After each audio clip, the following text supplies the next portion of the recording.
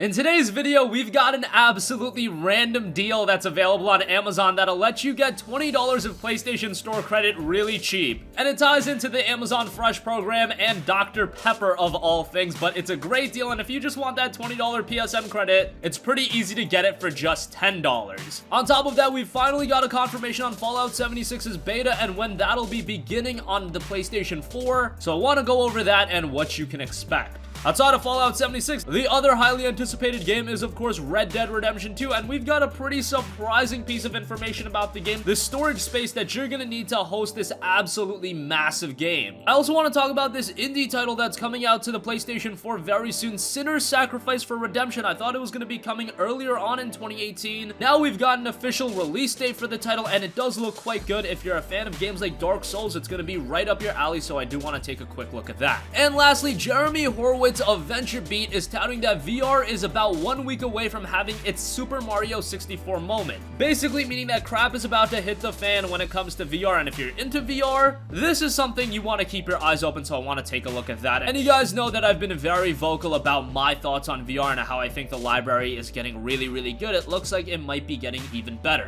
Kind of unclear if that's related to PSVR, Oculus, HTC Vive, or just everything, but I do want to look at what he said. First up, let's take a look at this absolutely insane deal at Amazon. It's a great deal, but it's such a weird deal. So if you guys don't know, Amazon has their Amazon Prime program, and then an extension of that is the Amazon Fresh program. Basically, you can buy groceries that are freshly delivered to your doorstep. Now, if you have Amazon Prime, you're good to go because there is a free trial available for Amazon Fresh, and essentially all you have to do is spend $10 on qualifying Dr. Pepper and 7-Up products, and you will receive a $20 PlayStation Store credit. So yes, they have the Diet 7-Up 2-liter bottle. I see that for $1.50. They got the 7-Up 7.5 fluid ounce cans, 6 of them for $3.60. They've got the Dr. Pepper 12 pack at $4.99. This is honestly hilarious just telling you guys about it, but it is a great deal. It's just such a weird deal. So like I said, have Amazon Prime. Amazon Fresh has a free trial. You get yourself some soda. You'll get a little bit fatter, but you will get $20 of PlayStation Store credit. Absolutely hilarious deal, but an absolutely fantastic deal at the same time.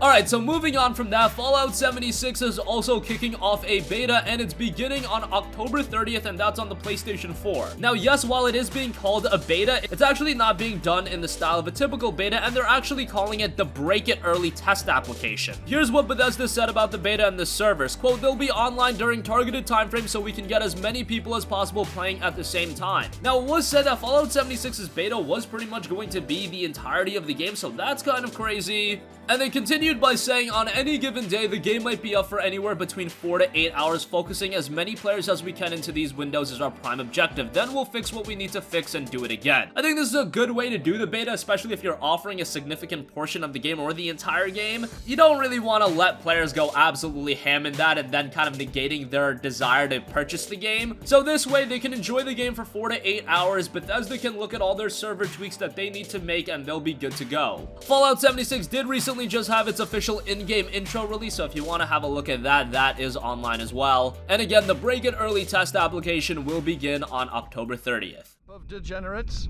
a random stranger, the local wildlife.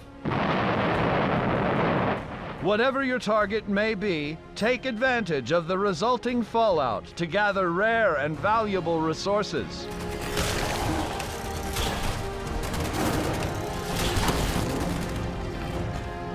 Yet these rewards don't come without risk.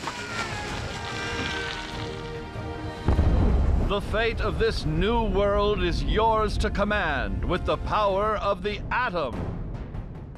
Moving on from that, Fallout 76 is one of the highly anticipated games for the rest of the fall. The other one has to be Red Dead Redemption 2. And yesterday, we had this revelation of the Red Dead Redemption 2 PlayStation 4 Pro box, the back of it actually, and it actually gives us a lot of useful pieces of information. On the box itself, it does say it includes content that is timed exclusive for 30 days, meaning that PlayStation might be getting exclusive content for a time period. That's kind of cool. But even more interestingly, it does state that the game will require a minimum storage space space of, get this, 105 gigabytes. That is absolutely massive. I don't know if there have been many other games that have gone that big. Maybe a couple MMOs after all of their expansions. Maybe Final Fantasy XIV hit that number. Maybe ESO did. I don't really know. Typically, what you'll see out of a single player game is there'll be 40 to 50 gigabytes, and 50 gigabytes is really on the high end of things. I imagine that this accounts for Red Dead Redemption 2, the base game, and it also accounts for Red Dead Online, so that is something to know, because 105 gigabytes just the game alone, just that single player experience, that is absolute insanity. And given the fact that some people are still running their 500 gigabyte PlayStation 4s from launch,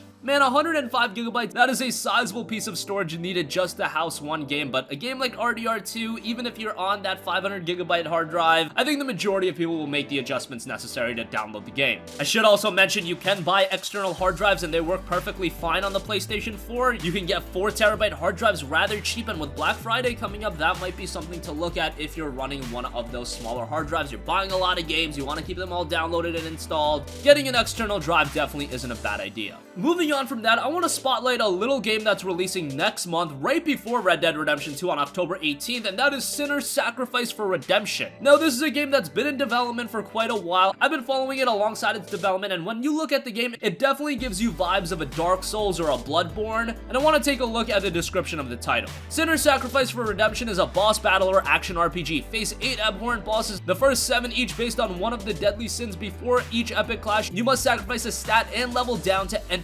combat. Each fight will be tougher than the last as you wage war against sin itself, so I think that's a really cool element. Instead of you getting progressively more powerful throughout the game actually forces you to get technically better at the game by making you weaker and weaker. I think that's a very interesting way to design a game, and I'm definitely interested to see how this game turns out. Some of the other features it's touting is to challenge yourself against 8 distinct brutal bosses, sacrifice strength and stats in Sinners, level down gameplay, equip a plethora of unlockable weapons and items to adapt to your weaknesses, master Sinners hard but fair combat, bring peace to a tortured soul in a dark and harrowing tale with multiple endings, and take on new challenges in a variety of game modes for replayability. Again, the game will be releasing on October 18th. It's coming to the PlayStation 4, Nintendo Switch, Xbox One, and PC. It's already listed on Steam. They've got more information on the website, and I'm telling you, this might be one that surprises us. Visually speaking, it looks quite good, and considering that Souls has been absent with a brand new experience, this might be one a lot of people flock to, and if it's of quality, I foresee this game resonating with Twitch streamers, and I could see it make an impact. Are you here for forgiveness, or just to see us suffer?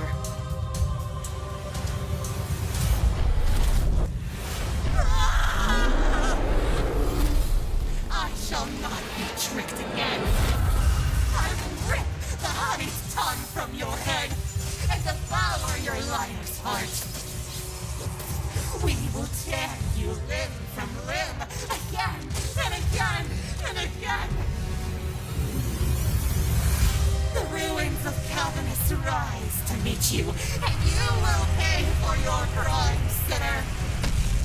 Redemption is beyond your grasp. You will stay here in the dark with us forever.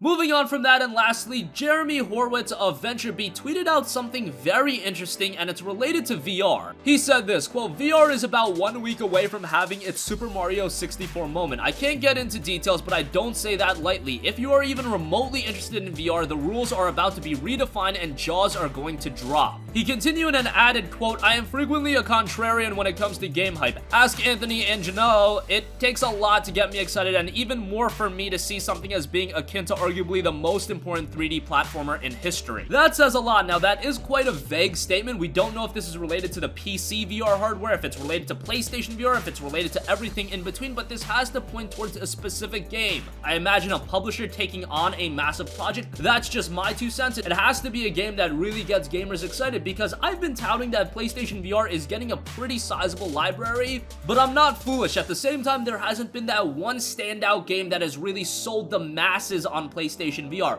Firewall Zero Hour is very good. 4 Point's a cool little game. We just had a MOBA release on PlayStation VR. These are cool experiences, but nothing is a VR defining experience. Nothing is a VR selling experience, and that's really what PlayStation VR and VR as a whole is missing. Hopefully we do get that experience, and it should come sooner rather than later. If Jeremy Horowitz is to be believed, there's something to be announced in the next week or so. That is gonna conclude this video. Again, an absolutely crazy offer on Amazon. Amazon Fresh, spend $10 on qualifying Dr. Pepper and 7-Up products, and you'll receive $20 of PlayStation Store credit. Fallout 76's beta is kicking off on the 30th of October. Red Dead Redemption 2 looks to be north of 105 gigabytes. Sinner's Sacrifice for Redemption is a game you should have your eyes on, and VR might be having a breakout moment in the next week. That's gonna conclude this video. Sound off with all of your thoughts in the comment section down below. Thank you for watching, and goodbye.